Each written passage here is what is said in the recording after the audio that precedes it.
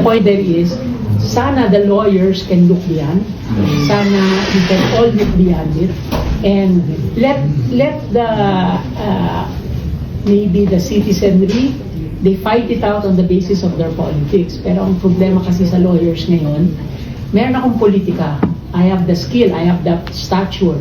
So what I do is, I do not read the law as painfully as it should.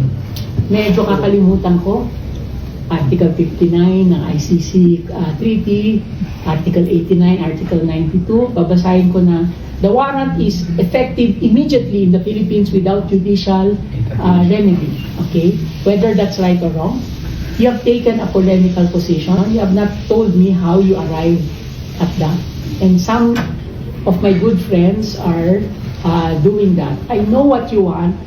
I share what you want, accountability, etc. Pero somehow, kailangan medyo principle tayo. So, by the way, Monday lalabas yung aming decision. And we will be, I think you will see how different our views are. Na hindi sabi nila yung ponente. Yung ponente, hindi ko muna sasabihin.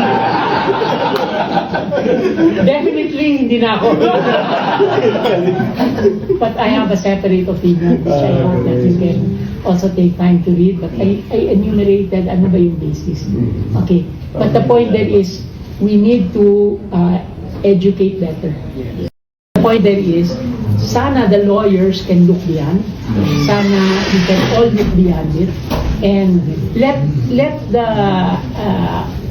maybe the citizenry, they fight it out on the basis of their politics. Pero ang problema kasi sa lawyers ngayon, meron akong politika. I have the skill, I have the stature. So what I do is, I do not read the law as painfully as it should. Medyo kakalimutan ko. Article 59 ng ICC Treaty, Article 89, Article 92. Babasahin ko na, the warrant is effective immediately in the Philippines without judicial remedy. Okay? Whether that's right or wrong. You have taken a polemical position. You have not told me how you arrived at that.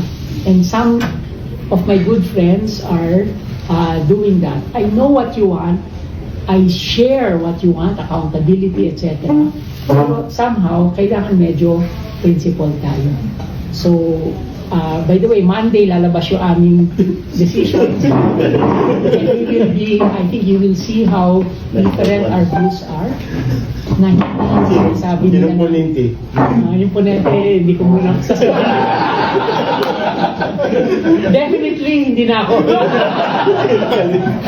But I have a separate opinion, which I hope that you can also take time to read. But I enumerated ano ba yung basis. Okay. But the point there is, we need to educate better. But, may motivate some in the executive and legislative branches. Our terms have a long-term vista, one that should not be anchored in the result in the political frame. Elected officials, on the other hand, though elected to better represent the interests of their constituents, have often proven otherwise. You know what makes a difficult case? It is not the difficulty in the principles and the law. It is the difficulty in what the result will be.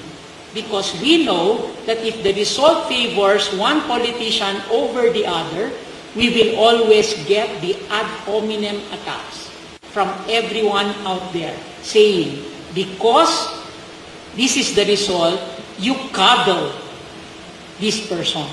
Whereas in truth and in fact, if you look at the principles, it is there for a reason. And it is there in order to maintain the rule of law and justice and for the long run. Okay. So, I guess you also have that feeling. Because once you choose who to prosecute first, sasabihin nila, ay bakit siya nauna? Hindi ito. So, kinakabel nyo yung hinuli ninyo. But in reality, you can only do some things initially and then go to the other. And some cases are more difficult to evolve and develop than the other. So I am confident that you here in the Ombudsman know what I mean. To be appointed allows a modicum of freedom from the current systems. We are given the privilege of thinking long-term and planning reform for the duration of our service, much like the SPJI. In theory, this unique position releases us, or is supposed to release us from the anchor of short-term politics. The office and the Ombudsman and the judiciary are responsible for bringing to justice those who violate the law, ensuring vigilance against abuse of power. We don the cloak as arbiters between the people and the justice system by guarding against impunity. The ordinary person cannot directly go head-to-head against these powers, which is where our duty comes in to tip the scales of justice in favor of the oppressed and marginalized. Always in our minds, we should not be thinking whether we should favor this political faction over that political faction. Our true principles are the people who are powerless, who face government on a daily basis, and who see the corruption daily. It is not a political faction over the other. Officials have been caught in corruption cases, signaling the need for intervention by institutions such as ours. Recent events have revealed the need to further strengthen our institutions, streamline our processes, and prevent delays in the administration of justice. Our role as vanguards of justice is now more than ever apparent, and we are called to respond at a crucial time in our justice system. However, we acknowledge the factors which still weaken our independence. Appointed officers might become beholden to their appointers, fostering a sense of obligation. This impairs their judgments. I would always say, after you are appointed by a president, after you are appointed by the person that appointed you, your duty now is no longer to the appointing officer, it is to our people.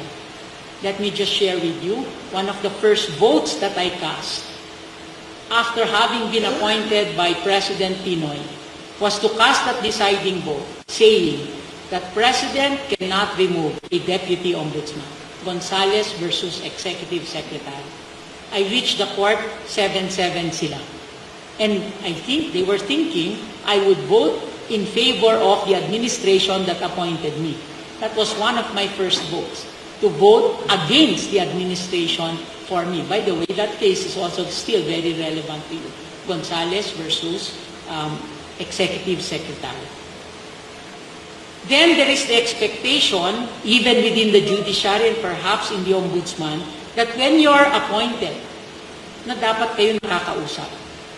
To be nakakausap, ideally, means that the judiciary or the Ombudsman can provide accessible justice to litigants, always listening to the burdens of those marginalized by the existing system.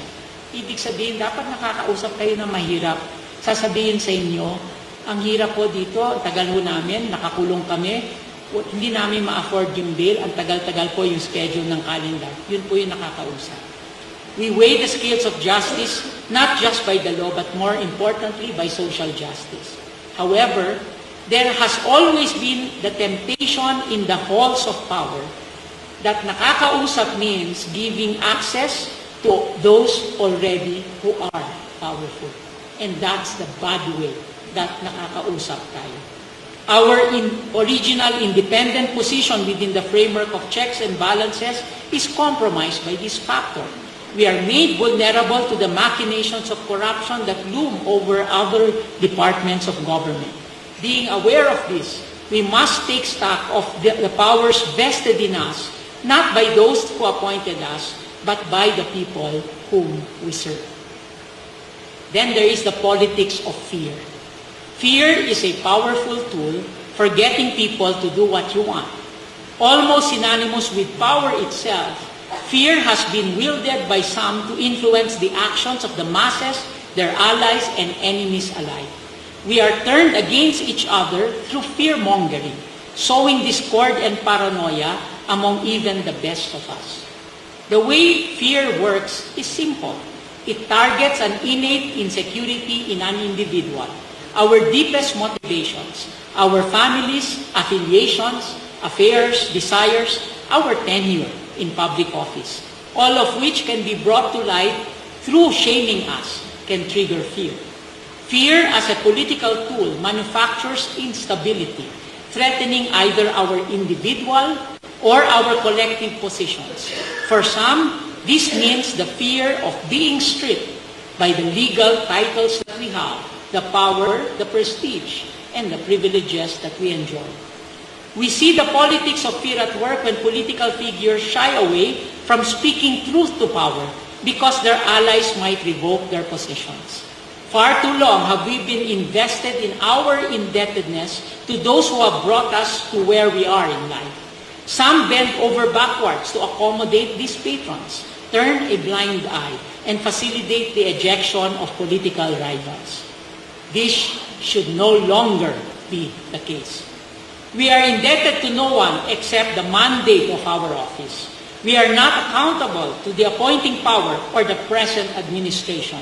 The powerful are not our principals. Our principals are the voiceless, the powerless, the Filipino people, long suffering from the abuse of the powerful.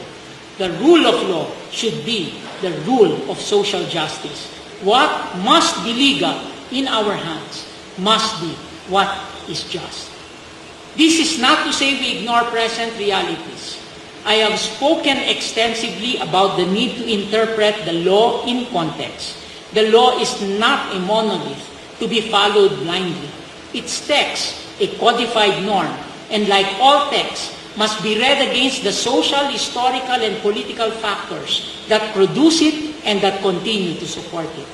Contestation of dominant views that have not worked for everyone, not the mythical deliberative consensus of the anonymous few, is the foundation of democracy.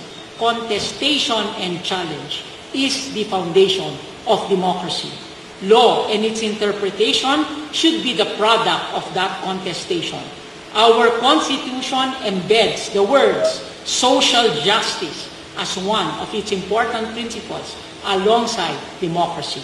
Social justice should be elaborated in every case we decide and every case that you file. It often requires that we not deliver on the short-term political expectations of those who consider us their allies. It may be that social justice, the result required to favor the vulnerable and the marginalized, may be a decision or a position that goes against the interests of those in power. It may be that the requirement of social justice requires you to judge your demise as a public officer. That may be possible. While we hold public trust, we must always be aware that the power entrusted in us is temporary. We must not fear losing it if doing so means we have done what is right. The moment we believe that our task is to prolong our tenure in office, regardless of whether it will address the liberation of our people from oppression and abuse, we will become lost in a false rhetoric fueled by paranoia and grandiosity. We become slaves of the greedy. We must understand, however, also that we are not here to be saviors of the masses. Instead, our role is to understand the narratives of those who suffer and to enable and empower them. We are only as good as the work we do in raising the consciousness of the people we serve. Our work is to help them recognize their latent power. For the judiciary and the ombudsman, this means always improving this concept of access to justice. The people do not need a Messiah to save them. That is impossible. EDSA 1 and EDSA 2 taught us that there can be no Messiah. People power should remain people power, not a legitimization of a faction of the elite using the rhetoric of democracy and people to further inequality and disempowerment. Tulad nga ng palaging sinasabi ng iba, walang magpapalaya sa atin kung hindi tayo mismo. Walang magpapalaya sa atin kung hindi tayo mismo. Hindi presidente, hindi savior, hindi Messiah. Taong bayan, organized. demanding of us that we do our jobs. This is where we begin dismantling the politics of fear. When we look beyond our positions and titles and focus on the work of empowering and enlightening our people, we become safe from it. We become ready for our own demise. We accept that we will not be remembered as heroes. We accept that our legacy is to lessen the suffering of our people, even if we are not remembered. Our goal is liberation, not remembrance. I repeat, our goal is liberation, not remembrance. What we need now are state persons, statesmen, who are not swayed by immediate political pressures. And we need leaders, not demagogues. We need wisdom, not viral posts. We need leaders who live their principles, not those who live for memes. The times call for leadership that invites critical thinking rather than fear, decisive decision-making rather than rash action, and genuine service rather than self-serving public statements. We will never be fully immune to the politics of fear or the temptations of power. There will be moments of weakness, and as humans, we will slip. This is why we need to be inspired by those we work with. We need to be reminded that being critical does not mean being psychopaths. Sa Tagalog, mga sipsip, to those whom we are indebted. We must leave behind our fear of being unmoored from our positions, sacrificing in turn our duty to our people. We must have the courage. Serving our people well with intention and purpose is difficult. Doing what is right and just will often displease the status quo. I will repeat. Doing what is right and just will often displease the status quo. If we live under injustice, then it should displease them. That displeasure will invite a propaganda of shame to be directed at us. I know. I have been there. I am still there. You should know. You have been there. You are still there. They will do their work. Our response should be to do better. Doing better, we contribute to unmooring the foundations of their greed. Doing better, we will lessen our own people's suffering. If that be the price of our service, then so be it. The key to a fuller understanding of our roles is simple. Our titles and our power are not for us. It is not about us. It has never been about us. And therefore, we should aim never to only be remembered. Finally, I leave you with two further ideas that have inspired me. First, the worst emotion to feel at the brink of death, and this is very important, to think about that moment that you died. The worst emotion to feel at that brink of death is regret. Regret means that we live in the present, hoping that we have done better in the past. Regret is best addressed by realizing the privileges we have now. Regret can be avoided by being critically aware of the consequences of choosing convenience right now over discomfort, even though we know that discomfort leads to what is right for others.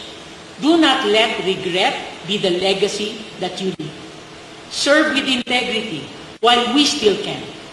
Choosing to do nothing or choosing what is convenient but not just is a political act. It not only causes injustice for our people.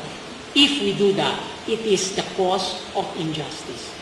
At some point in our careers, many of us are tempted to simply be quiet. We grow tired. We grow comfortable. We tell ourselves that someone else will speak, that someone else will act, that this is not our fight.